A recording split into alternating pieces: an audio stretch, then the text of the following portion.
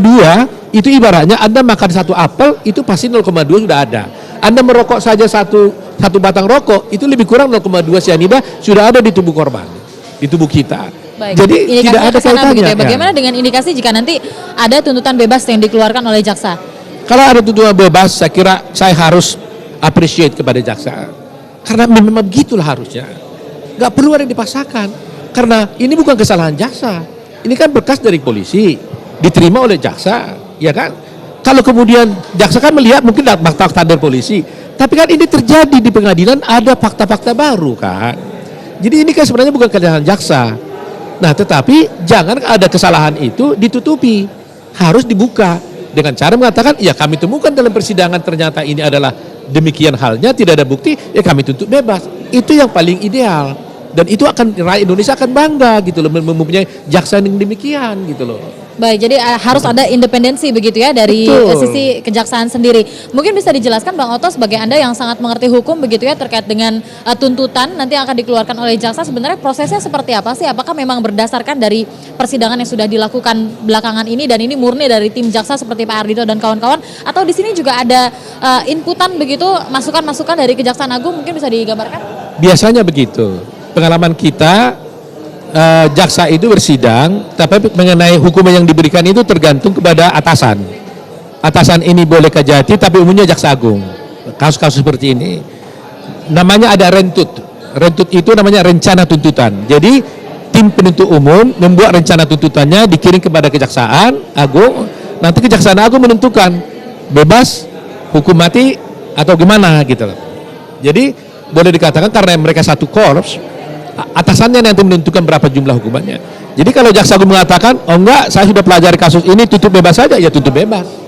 Tapi kalau dibilang umpamanya jaksanya bilang tutup bebas, jaksa agung bilang enggak, seumur hidup. Begitu mekanisme yang pengalaman saya ya di yang selama berhubungan dengan jaksa. Namanya ada rencana tuntutan, dan mereka tidak akan bisa melakukan tuntutan tanpa ada persetujuan dari jaksa agung. Baik, ini terkait dengan hal ini otomatis kita berharap begitu ya agar seluruh pihak di sini, tidak hanya pihak Anda, pihak jaksa dan juga pihak Kejaksaan Agung, Kejaksaan Tinggi dan seluruh pihak dalam peradilan kali ini memang benar-benar mengikuti kasus ini atau jalannya kasus ini begitu ya Bang Otto. Dan rencana Anda terkait dengan pledoi yang nanti akan diajukan 1 minggu pasca sidang tuntutan ini, kira-kira apa gambaran-gambaran? Mungkin Anda sudah menyiapkannya? Pledoi kami sudah hampir selesai karena kami tidak perlu menunggu tuntutan jaksa karena belum ada tuntutan, kami tapi sudah tahu sudah hampir selesai. Kita sudah tahu kemana arahnya dia. Kalau bebas tuntutan bebas sudah selesai. Tuntutan 1 hari dengan seumur hidup bagi kami kan nggak ada bedanya. Jadi kita sudah persiapkan semuanya gitu loh. Karena sebenarnya tidak terlalu sulit sih kasus ini. Tidak terlalu sulit. Cuma jadi banyak waktu terbuang, banyak pikiran terbuang. Karena kita terpaksa mengimbangi apa yang dilakukan oleh jaksa. Karena menjadi ribet gitu loh. Jadi ribet kan? Bayangin coba. Sudah sekian puluh tahun kita merdeka. Zaman pemerintah Hindia Belanda dulu juga belum pernah kita temukan jaksa di Indonesia ini menggunakan teori fisiognomi. Melihat wajah gitu ya. Fisiognomi itu kan melihat wajah menentukan pembunuh seperti dikatakan oleh Pak Roni dalam sistem peradilan kita. Jadi terus terang aja saya sedih. Kok kita mundur ke abad 18 gitu loh. Ya, teori Lombroso itu zaman tahun 1875. Dikembangkan lagi di Indonesia sekarang. Kita sudah mulai abad modern. Kok bisa mundur gitu loh. Jadi saya pikir apa nggak ada lagi ilmu lain yang bisa digunakan oleh jaksa? Kok bisa-bisanya menggunakan ilmu fisiognomi? Bayangin, fisiognomi itu adalah saya lihat wajahnya dia hidungnya mancung begini-gini, maka itu adalah pembunuh. Kalau mancungnya gini-gini ini adalah penjahat yang begini. Itu yang digunakan dalam perkara ini. Masuk akal nggak itu? Mundur ini. Saya kira jajaran kejaksaan harus berpikir 2 kali nih. Harus menata. Terlepas dari kasus ini, saya terus terang aja merasa sedih gitu loh. Sedih. Kenapa ilmu fisiognomi yang sudah kita kubur dengan adanya sistem kawah pidana sekarang, ada alat bukti dan sebagainya, kok jadi mundur gitu loh. Ini terus terang aja sangat menyedihkan itu. Saya kemarin waktu bicara dengan mahasiswa saya, mereka bertanya soal itu. Apa Pak masih bisa ilmu fisiognomi ini dipakai di dalam sistem peradilan kita? Saya katakan mungkin saya salah atau tidak, saya nggak tahu. Tapi saya baca semua jurisprudensi Mahkamah Agung, nggak pernah seorang jaksa pun di Republik ini menggunakan teori fisionomi untuk menentukan bersalah seseorang. Kalau ini sampai digunakan, menggunakan teorinya Pak Roni, menggunakan fisionomi, waduh, saya kira kita harus mundur ke abad 18, bayangin itu dulu. Ya kan? Kalau begitu halnya, nggak perlu ada KUHP. Lihat aja ada seorang pelaku, panggil ahli fisionomi, oh lihat hidungnya bengkok ke kiri, wajahnya begini, matanya begini. Oh ini pelakunya nih, ini penjahatnya gitu. Waduh, kalau begitu terjadi mundur sekali kita ini. Jadi tolonglah kepada para pejabat kejaksaan, terlepas dari kasus ini, mohon dengan hormat, jangan lagi menggunakan ilmu fisionomi dalam kasus-kasus lain. Sangat menyedihkan. Mahasiswa saya pusing menjawabnya. Terus terang, saya pusing menjawab mahasiswa saya. Ini permohonan saya sebagai warga negara saja. Ya, permohonan saya sebagai warga negara, kalau boleh tidak lagi seperti itu. Gitu. Baik, jadi Anda dan juga tim ini sangat optimis begitu ya terkait dengan tuntutan kali ini. Apapun yang dikeluarkan tuntutan oleh jaksa, jika keluar tuntutan bebas berarti ini adalah kasusnya selesai begitu menurut Anda. Tapi tuntutan begitu yang dikeluarkan baik itu penjara 1 hari maupun hukuman mati, ini merupakan hal yang sama saja begitu bagi Anda ya, karena menurut Anda 1 hari pun Jessica tidak pantas untuk dipenjara.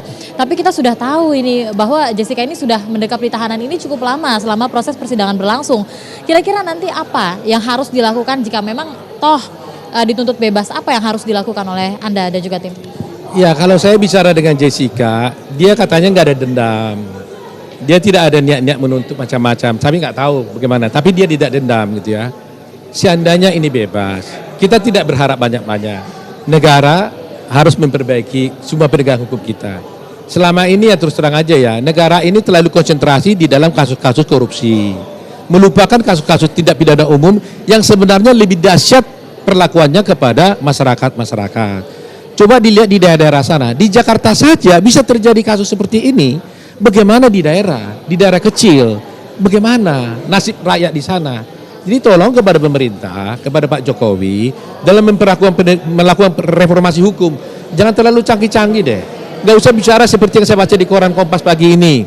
Katanya mengenai soal pidana militer, hak HAM dan sebagainya, terlalu tinggi-tinggi itu. Perhatikanlah hak asasi rakyat ini yang diperlakukan semena-mena di dalam penegakan hukum tentang pidana. Yang sebenarnya tidak mencuri jadi pencuri umpamanya. Itu kan berbahaya kalau ada, ya kan? Itu yang harus diperbaiki. Banyak sekali kasus ini di daerah-daerah terpencil yang terjadi seperti ini. Dan tidak mendapatkan sorotan begitu ya? Tidak mendapat sorotan daripada masyarakat. Nah, itu yang harus diperbaiki. Jadi jangan kita orientasi kita terlalu canggih, hanya korupsi lah, hanya kasus HAM lah, pidana militer lah, janganlah terlalu hanya di situ saja. Lihat kepentingan masyarakat. Jutaan rakyat Indonesia mendambakan keadilan dari pemerintah dan dari pengadilan. Baik, lagi-lagi sidang ini adalah pembelajaran juga begitu ya Begitulah, untuk penegakan hukum yang ada di Indonesia. Terima kasih sekali Bang Oto. Selamat melanjutkan begitu ya usahanya dan juga tim ini terkait dengan mengusung apa itu kebenaran begitu dalam proses peradilan kali ini. Di sini kita tidak berhak begitu untuk menghakimi karena untuk memberikan tuntutan ini ada di tangan jaksa dan juga putusan ada di tangan hakim nantinya begitu, dan juga Bang Oto dan juga tim ini sebagai pihak yang akan membela hak-hak dari terdakwa. Dan sampai saat ini masih yakin bahwa terdakwa tidak bersalah berdasarkan dengan fakta-fakta yang dikeluarkan pada saat persidangan. Dan juga ini kita masih terus akan memantau untuk jalannya sidang tuntutan yang hingga saat ini masih belum berlangsung, dan kami juga masih belum melihat kedatangan dari pihak jaksa penuntut umum dan juga hakim yang bertugas dalam peradilan pada siang hari ini. Dan pemirsa, kita masih akan melanjutkan untuk breaking news. Saya kembalikan dulu ke studio dengan Lovi, silakan. Ya, terima kasih Yulfitri Neza melaporkan langsung dari Pengadilan Negeri Jakarta Pusat yang juga berbincang dengan kuasa hukum Jessica Kumala Wongso, Oto Hasibuan. Dan pemirsa, breaking news misteri kematian Mirna akan kembali saat lagi.